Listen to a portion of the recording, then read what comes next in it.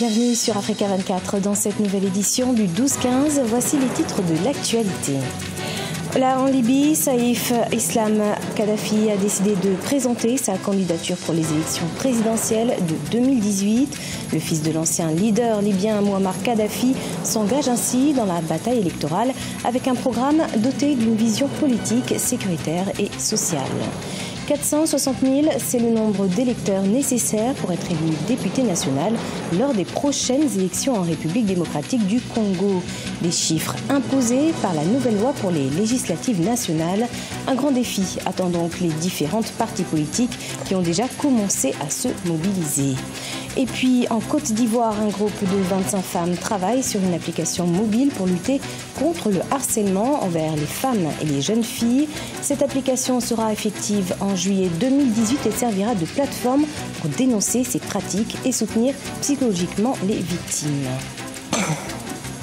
Mais tout d'abord, ouverture ce 21 mars du sommet sur le traité de la zone de libre-échange du continent africain à Kigali, capitale rwandaise. Une vingtaine de chefs d'État sont déjà sur place pour décider ou non de la ratification de ce projet. L'absence de deux présidents a été toutefois remarquée. Il s'agit du président nigérian Muhammadu Buhari et son homologue burundais Pierre Nkurunziza. Signalons que ce projet pourra permettre de libéraliser les services et d'augmenter les échanges entre les pays africains. L'accord doit être ratifié à l'échelle nationale par 22 pays après signature pour entrer en vigueur. Dans l'actualité également, le fils de l'ancien leader libyen Mouammar Kadhafi va se porter candidat aux élections présidentielles de cette année 2018. Une annonce officielle a été faite ce 19 mars à Tunis par son représentant Emal Bourras. La date de son annonce n'est pas un hasard, elle renvoie au début des frappes de la Libye par l'aviation de l'OTAN en 2011. Corinne Camden nous en dit plus. Saïf al-Islam Kadhafi a décidé de présenter sa candidature pour les élections présidentielles en Libye. Des élections que les Nations Unies prévoient d'organiser avant la fin de cette année 2018, malgré la situation sécuritaire encore fragile dans le pays. Emal Bourras, l'homme qui se présente comme responsable du programme de réforme politique de Saïf al-Islam, a déclaré lors d'une conférence de presse à Tunis ce lundi 19 mars que le fils de l'ancien leader libyen, Mouammar Kadhafi, s'engagera dans la bataille électorale avec un programme doté d'une vision politique, sécuritaire et sociale globale. Il n'est pas à la recherche du pouvoir, mais souhaite sauver la Libye. Ses mains sont tendues à tous ceux qui veulent le bien de la Libye au niveau local, régional et international. Saïf al-Islam est libre et jouit de tous ses droits civique et il est actuellement à l'intérieur des frontières libyennes. Le fils de Kadhafi est la deuxième personnalité publique libyenne à annoncer son intention de se présenter aux prochaines élections présidentielles après Arif Ali Nayed, l'ancien ambassadeur libyen aux Émirats arabes unis, qui a fait son annonce au mois de février. D'autant que le 19 mars, la date choisie pour faire cette annonce n'est pas anodine car elle renvoie au début des frappes de la Libye par l'aviation de l'OTAN en 2011. Je pense très objectivement qu'il a toujours incarné une forme de modernité, y compris dans la Libye de Kadhafi père, au sens où Saïf a toujours été quelqu'un qui voulait construire une constitution, préparer la modernisation du pays. Il avait d'ailleurs, souvent il a rencontré l'opposition des vieux classiques du régime, mais des conservateurs du régime. Mais Saïf est un homme de modernité et aujourd'hui il peut représenter clairement un homme de réconciliation. Donc moi je pense que c'est une très très bonne chose qu'il puisse être candidat. C'est difficile de prévoir quelle sera la crédibilité du scrutin, s'il sera libre, honnête.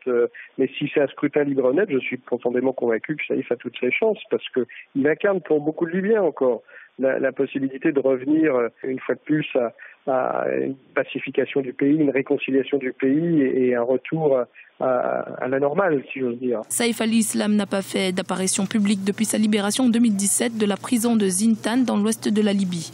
Dans les jours à venir, il devrait s'adresser directement aux Libyens pour annoncer son programme électoral. En République démocratique du Congo, les élections approchent à grands pas. Prévues pour le 23 décembre 2018, il faudra atteindre le seuil de 1% au niveau national pour les législatives. Une condition qui contraint les partis politiques au regroupement. Au sein de la majorité présidentielle, on s'active en vue de s'assurer des bons résultats aux législatives, tandis que la question du dauphin reste encore en suspens. Jacques Amboka, notre correspondant sur place, commenté par Corinne Kamsefehem. être plus représentatif pour relever le défi d'atteindre le seuil d'1% imposé par la nouvelle loi pour les législatives nationales. C'est le défi des formations politiques qui se préparent pour les prochaines élections prévues le 23 décembre 2018 en République démocratique du Congo. En clair, il faut récolter 460 000 voix sur environ 46 millions d'électeurs enregistrés pour être élu député national. Au sein de la majorité présidentielle, les regroupements se créent en vue d'assurer de bons résultats aux législatives. À 4 mois du dépôt des candidatures, la question du dauphin reste encore un mystère. Comme vous le savez, la loi électorale qui a été adoptée par le Parlement et qui a été promulguée prévoit qu'il faut atteindre un seuil au niveau national, au niveau provincial et au niveau local pour prétendre être éligible au partage des sièges à tous les niveaux. Puisque les échéances pointent à l'horizon, nous devons nous organiser pour solliciter les suffrages auprès du peuple qui est le souverain primaire. Au sein de la famille politique du chef de l'État, dont la Constitution interdit de se représenter, on minimise la question du dauphin. Les observateurs estiment cependant que celui qui est appelé à conduire la majorité présidentielle en qualité de candidat à la présidence n'aura pas suffisamment de temps pour se préparer à ce challenge. Je crois que la question du choix du dauphin est une question très complexe aujourd'hui. Elle doit être prise au sérieux parce qu'il ne reste plus que 4 mois pour la présentation des candidatures. Je pense que pour le peuple, c'est qu'il faut qu'il y ait un changement. Et que ce changement-là, celui qui incarne ce changement, devrait se préparer très sérieusement. Plus de 300 partis politiques composent la majorité présidentielle. En tête, le Parti du peuple pour la reconstruction et le développement qui vient d'être restructuré. Joseph Kabila occupe désormais le poste de président du parti. Celui du vice-président est encore vacant. Selon certaines sources, c'est le vice-président qui sera désigné candidat du parti à la présidentielle. Beaucoup estiment par ailleurs que l'absence d'un consensus, une candidature commune du côté de l'opposition, jouera pleinement en faveur du pouvoir en place. Les 27 et 28 avril 2018 se tiendra à Paris le Salon de l'emploi et de l'entrepreneuriat guinéen en France. Une rencontre entre jeunes diplômés cadres et entrepreneurs avec également un concours qui permettra de primer les 3 meilleurs projets de création d'entreprises en direction de la Guinée. Et nous recevons justement Alimatou Camara. Bonjour. Bonjour. Alors vous êtes vice-présidente de l'Association des jeunes guinéens de France. Oui. Alors, Alimata Camara, dites-nous quelles sont les opportunités qui vont s'offrir aux entrepreneurs, aux jeunes diplômés et cadres guinéens de la diaspora dans cette 3e édition. Alors, effectivement, cette année, nous organisons la 3e édition du Salon. La première a eu lieu en 2012. Une 2e édition, il y a à peine 2 ans, donc en 2016. Et cette année, nous avons pour vocation d'organiser ce Salon de l'emploi et de l'entrepreneuriat pour accueillir des entreprises implantées en Guinée qui souhaitent recruter des cadres et des jeunes diplômés qui souhaiteraient rentrer en Guinée, et également organiser un concours de challenge projet innovant, on l'a appelé comme ça, qui vise effectivement à promouvoir les jeunes entrepreneurs guinéens qui sont en France. Nous l'avons déjà dit, donc l'événement est à sa 3e édition. En 2016, le salon a mobilisé 1300 personnes sur 2 jours ainsi que 30 entreprises. Oui. Quels sont les enjeux de ce salon 2018 ? Alors, les enjeux cette année, nous avons pour ambition d'ouvrir un peu plus le salon au-delà de la Guinée. Donc, pour cela, on invite les entreprises de la sous-région à participer à cette 3e édition, mais aussi aux jeunes diplômés de la sous-région qui souhaiteraient travailler en Guinée de participer à ce salon. Et nous accompagnons également les lauréats de cette année à créer leur entreprise en Guinée, donc en collaboration avec des incubateurs qui sont sur place pour les accompagner à mettre en œuvre leur projet de création d'entreprise. Talent Guinée, c'est aussi encourager et inspirer les jeunes. En 2016, il y a eu des remises de prix. Vous nous parliez d'un concours tout à l'heure. Oui. Cette année, est-ce que ce sera pareil au niveau des prix ? Quels seront ces prix et dans quelle catégorie ? Alors, effectivement, cette année, nous avons aussi 3 prix. Pour l'instant, on garde secret les montants qui seront destinés à ces 3 lauréats. Nous mettons de notre côté tout en œuvre pour avoir ces fonds nécessaires, mais on ira accompagner également ces entrepreneurs. Ce qui fait une nouveauté, l'année dernière, en 2016, ils ont été primés. C'est le partenaire sur place qui s'occupait du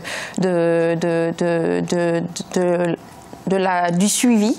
Mais cette année, nous avons vraiment un pôle Guinée qui va participer également au suivi de ces futurs entrepreneurs guinéens. Donc ce sera donc un prix, une somme, oui, et un accompagnement. C'est ça. Ouais, pour démarrer leur activité. Tout à fait, tout à fait. Et que peut-on vous souhaiter pour cette 3e édition du Salon de l'Emploi et de l'Entrepreneuriat en France? Réussir ce salon, tout simplement. Nous avons pour ambition de créer 50 emplois en Guinée. Les années précédentes, on était plutôt sur 30. Cette année, on vise un peu au-dessus et surtout mobiliser à la fois une forte diaspora guinéenne, mais aussi africaine, à participer au salon. Qui est très importante en France. C'est ça, tout à fait. Merci beaucoup Alimatou Camara d'avoir répondu à nos questions. Je rappelle que vous êtes vice-présidente de l'Association des jeunes guinéens en France. Cette 3e édition aura lieu donc les 27 et 28 avril 2018 à la mairie du 20e arrondissement de Paris. Merci. Merci beaucoup. Et nous poursuivons ce journal avec une application mobile pour lutter contre le harcèlement en Côte d'Ivoire. C'est ce que propose une congrégation de 25 femmes. Cette association veut briser le tabou sur les abus sexuels en Côte d'Ivoire avec cette application Stop au chat noir, c'est son nom. Reportage Olivier Jacotan, notre correspondant sur place. En Côte d'Ivoire, un groupe de 25 femmes vient d'initier une application mobile Stop au chat noir pour lutter contre le harcèlement et les abus sexuels envers les filles et les femmes. Cette application, qui sera vulgarisée en juillet 2018, servira de plateforme pour dénoncer ces pratiques et soutenir psychologiquement les victimes. Car dans le pays, on enregistre dans ce sens au moins 2000 cas chaque année. Le chat noir, c'est une tentative de commettre un acte sexuel sur une personne qui est non consentante. Ça se passe souvent dans les maisons en Côte d'Ivoire. L'application Stop au chat noir va apporter une aide aux victimes ou aux personnes qui ont entendu qu'elles ont été victimes de chat noir. C'est-à-dire que par exemple, si j'en ai été victime, je prends l'application, je demande conseil à un psy, un avocat ou même à quelqu'un de la police pour savoir qu'est-ce que je dois faire, mais surtout pour avoir une oreille, quelqu'un à qui parler. En Côte d'Ivoire, 2 femmes sur 3 sont victimes en 2018 d'abus sexuels ou de mauvais traitements selon des activistes féminines. La lutte contre ces pratiques reste un enjeu majeur dans le pays pour l'atteinte des objectifs pour le développement durable en 2030. Dans les régions où la violence fait partie de la culture, sensibiliser les personnes qui se cachent derrière la religion pour faire n'importe quoi aux femmes, et puis donner plus de poids aux lois. Une femme épanouie, c'est une nation épanouie. Permettez-nous de nous épanouir pour que vous soyez épanouis également.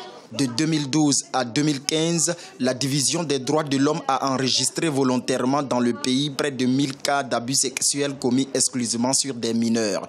Un délit passible de peine d'emprisonnement en Côte d'Ivoire. C'est la fin de ce journal. Merci de l'avoir suivi. Dans un instant, une nouvelle édition de l'information sur Africa 24.